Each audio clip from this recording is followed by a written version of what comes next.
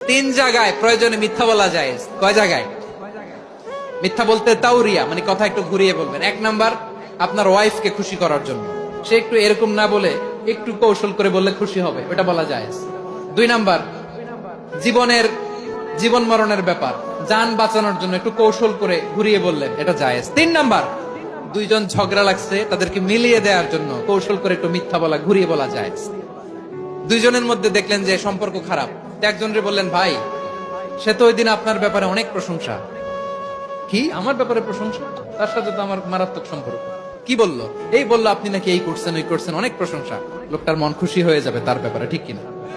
আবার তার সাথে যার ঝগড়া, ওরে যে বলবেন, ভাই ওই দিন তো সে আপনার অনেক অ্যাপ্রিসিয়েশন করলো, অনেক। সে তো অবাক, কি বলে কি আমার।